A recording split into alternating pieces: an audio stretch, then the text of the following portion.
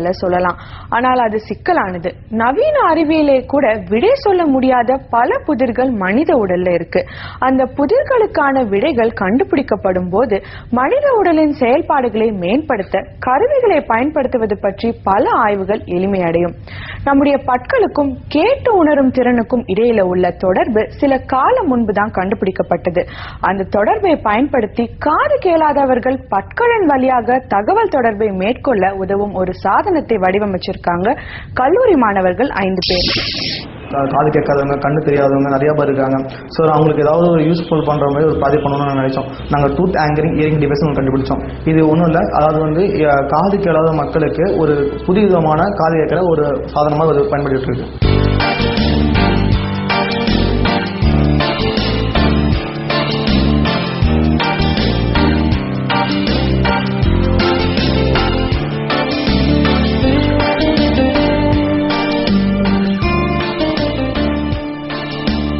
சரியான ஒரு சயின்டிஸ்ட் தான் 14 இயர்ஸாக ரிசர்ச் பண்ணி ஒரு மனுஷனுக்கு வாய்ஸ் மூலம் மட்டும் இல்லை கண்டக்ஷன் மூலமாகவும் காது கேட்க முடியும் அப்படின்னு சொல்லியிருந்தார். ஸோ அது கேட்கும்போது நாங்கள் கொஞ்சம் நாள் திங்க் பண்ணி பார்த்தோம். சரி, கண்டக்ஷன் மூலம்னா வேறு என்ன மெத்தட் இருக்கும் அப்போ நல்லா ரிசர்ச் எங்கள் ஸ்டாஃப்ட்டை கேட்கும்போது அவங்க சொன்னாங்க ஒரு வேளை வைப்ரேஷனாக இருக்கலாமா அப்படின்னு சொல்லும்போது நாங்கள் கொஞ்சம் டெக்னிக் யூஸ் பண்ணி சரி வைப்ரேஷனாக இருக்கும் அப்படின்னு சொல்லிட்டு இந்த டெக்னிக் கொண்டு வந்தோம். மேக்ஸிமம் பீப்புள் ஹியரிங் எட் காதில் தான் மாட்டிக்கிறாங்க. ஸோ காதை மாட்டும் போது வெளியே தெரியுது அவங்களுக்கு. அதனாலே நிறைய பேர் இதை போட்டுக்காக கொஞ்சம் அசிங்கப்படுறாங்க. ஸோ இது தெரியாமல் இருக்கணும். நம்மளுடைய வாய்ஸ் பேசுகிற எல்லாமே ஒரு மெசேஜ் சிக்னலாக போகுது. அந்த மெசேஜ் சிக்னலை எல்லாருமே நம்ம காதுக்கு ஒரு அன்லாக் சிக்னலாக தான் நம்ம கேட்குறாங்க. ஸோ இந்த சிக்னலை வேறு ஏதாவது மாற்றி தர முடியுமா அப்படின்னு யோசிச்சோம். ஸோ இந்த சிக்னலை வைப்ரேஷனாக மாற்றோம். இந்த வைப்ரேஷனாக மாற்ற சிக்னலை எந்த டிவைஸ் வைப்ரேஷனாக மாற்றணும் எங்களுக்கு தெரியல. அதான் நாங்கள் கண்டுபிடிக்க ரொம்ப கஷ்டப்பட்டோம். ஸோ அந்த வைப்ரேஷனாக மாற்ற சிக்னல் தான் நாங்கள் கண்டுபிடிச்சோம். நானோ மோட்டார் ஒன்று கண்டுபிடிச்சோம். நானோ மோட்டார் ஆர்டினரி மோட்டார் வச்சு கண்டுபிடிச்சோம். ஸோ இந்த மோட்டார் என்னன்னா நம்ம பேசுகிற சிக்னல் அந்த வைப்ரேஷன் ரெண்டும் சேமாக கொண்டு வரணும். ஸோ சேமாக கொண்டு வரணும்னா நாங்கள் ரொம்ப கஷ்டப்பட வேண்டியது சாதாரண ஏதாவது ஒரு இன்புட் கொடுத்து அவுட்புட் எடுக்க வேண்டிய சூழ்நிலை வந்துச்சு. ஸோ அப்போ சாதாரண ஃபஸ்ட் ஸ்டார்டிங்கில் என்ன பண்ணணும்னா எடுத்து வைக்கும்போது என்ன டிவைஸ் எடுத்து வைக்கிறது ரொம்ப யோசித்தோம். ஸோ டிசி மோட்டர் யூஸ் பண்ணோம் ஸ்டார்டிங்கில். அது என்னென்னா நம்மளுடைய மெசேஜ்களை நாங்கள் கொடுத்து அதை மாடுலேஷன் பண்ணி அதை டிமாடுலேட் பண்ணுற இடத்துல ஒரு வைப்ரேஷன் சிக்னலாக மாற்றி டெஃபுக்கு டீத் வழியாக கொடுத்து பார்த்தோம்.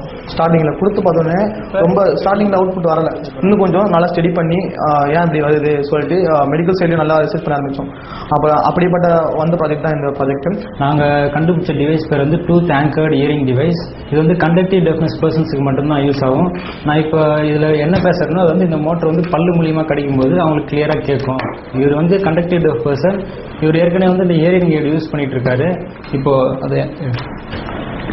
இப்போ ஒரு பல்லு மூலியமாக கடிக்கும்போது நான் என்ன மெசேஜ் சொல்கிறேன்னா அது அவங்களுக்கு ஸ்ட்ரைட்டாக பல்லு கடிக்கும்போது அதை பிரெயின் மூலியமாக டீகோட் பண்ணி அவருக்கு இப்போ கேட்க போகுது.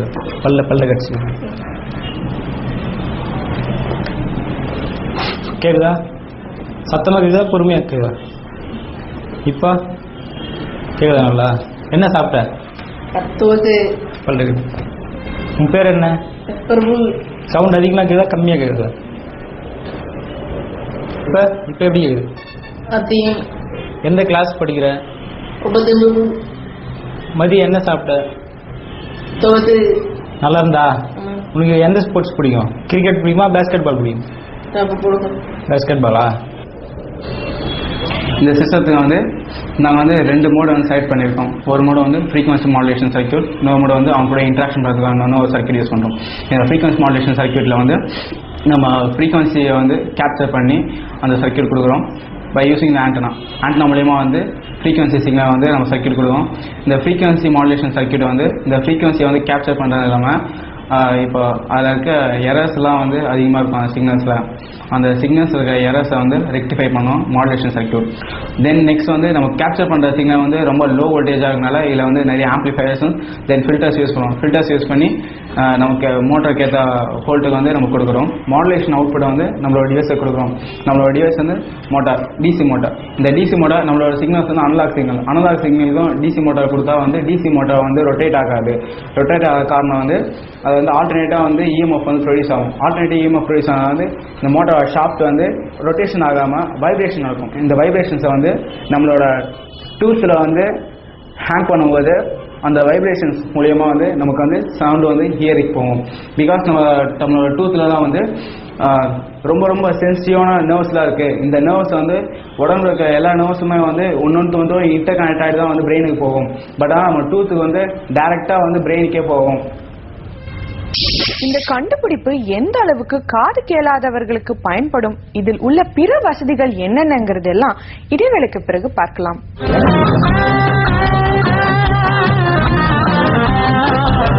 அருகே உள்ள சத்தங்களை கேட்கறதுக்கு தான் உதவுது, தொலைத்தொடர்புக்கு உதவுறது இல்ல. அதோட அவைகள துல்லியம் தொடர்பான பல சிக்கல்கள் உண்டு. தங்களோட இந்த டூத் ஆங்கர்ட் ஹியரிங் டிவைஸ் சாதனம் இந்த சிக்கல்களை எல்லாம் முடிவுக்கு கொண்டு வரும்னு இவங்க நம்புறாங்க. இதை இன்னும் பல துறைகளையும் பயன்படுத்தலாம்னு சொல்றாங்க. அதையெல்லாம் பார்க்கலாமா? காது கேட்காதவங்களுக்கு மொபைல்னும் போதே கொஞ்சம் ஒரு டிஃப்ரெண்ட்டாக இருக்கும் அது. ஸோ இப்போ நாங்கள் டிசைன் பண்ண மொபைல்னால என்ன ஒரு அட்வான்டேஜ்னு பார்த்தீங்கன்னா, காது கேட்காதவங்க எங்கே வேணாலும் இண்டிபெண்ட்டாக அவங்க வாழ முடியும். அவங்களும் தனியாக யாரோட சப்போர்ட்டும் இல்லாமல் வாழ முடியும். இப்போ இருக்கிற ஹியரிங் எய்ட் எல்லாமே வந்துட்டு அவங்க ஃபிசிக்கலாக ஃபேஸ் டு ஃபேஸ் இருந்தால் மட்டும்தான் கம்யூனிகேட் பண்ண முடியும். இங்கே நேரில் இருந்தாங்கன்னா மட்டும்தான் அந்த ஹியரிங் எய்ட் மூலமாக அவங்களுக்கு எதாவது கம்யூனிகேட் பண்ணும். வேற எங்கேயாச்சும் இருந்தாங்கன்னா இங்கேருந்து நம்மளால கம்யூனிகேட்டே பண்ண முடியாது. ஸோ இந்த மொபைல் ஃபோன் மூலமா என்ன பண்ணலாம்னா, அவங்க உலகத்தில் எந்த மூலையில் இருந்தாலும் இங்கேருந்தே அவங்களோட கம்யூனிகேட் பண்ணலாம். இப்போ பார்த்தீங்கன்னா நாங்கள் டிசைன் பண்ண ஃபோனை இது நானோ மோட்டர் டெக்னாலஜி யூஸ் பண்ண மோட்டர் இது. ஸோ இது வந்து காது கேட்காது, சுத்தமாக கேட்காது. இது ஹியரிங் ஃபோன் மூலயமா தான் கேட்க முடியும். ஸோ இப்போ வந்து நாங்கள் டெமோ காட்டுறோம். இது வந்து நார்மல் ஃபோன், இது என் ஃபோனு. இப்போ இதுக்கு வந்து ஃபோன் பண்ணுறோம் நாங்கள்.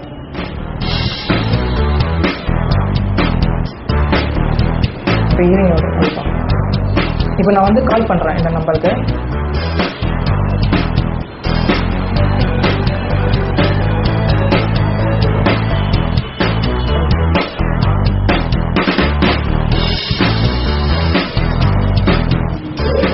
ஹலோ, உங்களுக்கு கேட்குதா? ஹலோ, உன் பேர் என்ன? சாப்பிட்டியா? ஸோ இப்போ பார்த்தீங்கன்னா இப்போ கேட்டுக்கிறீங்க, நாங்கள் வந்து கால் பண்ணேன். இது எப்படி கேட்குன்னா, இது நானோ மோட்டர் மூலிமா கேட்குது. இந்த மோட்டர் மூலிமா இது சவுண்டு ப்ரொடியூஸ் ஆகுது. இது எப்படி ப்ரொடியூஸ் ஆகுதுன்னா, இது உள்ள நாங்கள் சர்க்யூட் பண்ணியிருக்கோம். இந்த சர்க்யூட் பார்த்தீங்கன்னா ஒரு மாடுலேஷன், அந்த ஆம்பிளிஃபிகேஷன், அந்த எக்ஸ்ட்ரா சோர்ஸ் அண்ட் பவர் சப்ளைஸ்லாம் ஆட் பண்ணியிருக்கோம். ஸோ இதை ஆட் பண்ணும்போது தான் இந்த சவுண்ட் எனர்ஜி ப்ரொடியூஸ் ஆகுது. ஸோ இந்த சவுண்ட் எனர்ஜி காது கேட்கறவங்களுக்கு இது பல்லு மூலியமாக கிடைக்கும் போது அவங்களுக்கு இந்த காதுக்கு வந்து தெளிவாக அந்த சவுண்டு கேட்குது. ஸோ இது வந்து நானோ டெக்னாலஜி மோட்டர் நாங்கள் யூஸ் பண்ணியிருக்கோம். பல்லுல இந்த வைப்ரேஷனை வைக்கும்போது நேரடியாக அந்த சவுண்ட் வந்து எந்த டிஸ்ட்ராக்ஷனும் இல்லாம நேரடியாக மூளைக்கு போறதுனால ரொம்ப தெளிவா கேக்குதுங்க. இன்னைக்கு இந்த வைப்ரேட்டரி ஹியரிங் எய்ட எலும்புல ஆப்ரேட் பண்ணியே வச்சிடுறாங்க. அந்த ஆப்ரேஷன் பண்ணி வைக்கிறதுக்கும் ஒரு ஒயர் வேணும். ஆனா இன்னைக்கு இவங்க கண்டுபிடிச்ச ஹியரிங் எய்ட்லயும் அந்த வைப்ரேஷன் டூத்துக்கு போனாலும் ஒரு எக்ஸ்டர்னலா அதை கண்டக்ட் பண்றதுக்கு ஒரு ஒயர் வேணும். அந்த ஒயர் மட்டும் நீங்க எடுத்துட்டீங்க, நேரடியாக ஒரு ரிசீவர் உடம்புல எங்கேயும் வச்சுக்கிடலாம். அது நேரடியா அந்த டூத்துக்கு போய் வைப்ரேட் பண்ணணும். அப்போ அந்த ஹியரிங் ரொம்ப நல்ல தெளிவா இருக்கும், எந்த டிஸ்டார்ஷனா இருக்கும்.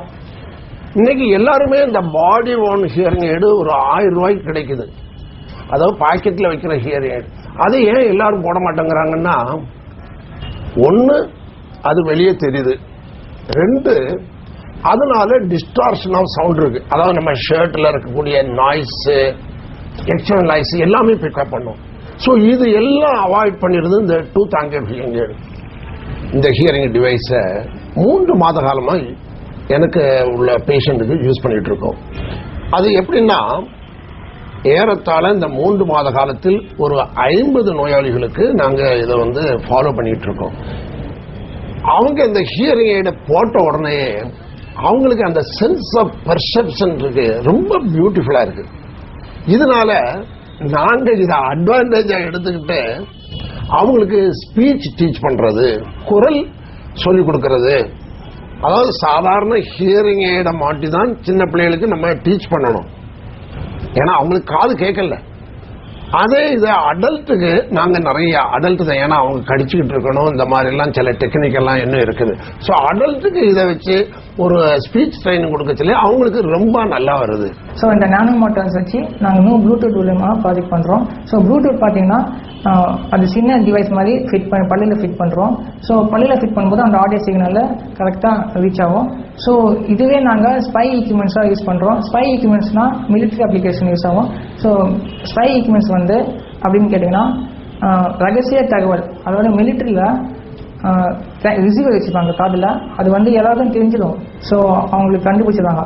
இதுவே நாங்கள் இந்த ப்ளூடூத் வந்து பல்லில் ஃபிட் பண்ணிட்டோமா இது ரகசியமான தகவல் வந்து பரிமாறிக்கொள்ளலாம். ஸோ இது வந்து மிலிட்ரி அப்ளிகேஷன் இந்த ப்ராஜெக்ட் யூஸ் ஆகும். மாற்று வழி அறிவியல் மாற்றுத்திறனாளிகளை பற்றி சிந்திக்க துவங்கும் போது ஏற்றமிக்க சமுதாயத்தை படைக்கலாம் என்ற நம்பிக்கை நமக்குள்ளே துளிர்க்குது. இன்னும் பல அறிவியல் கண்டுபிடிப்புகளோடு தொடர்ந்து வரும் வாரங்களில்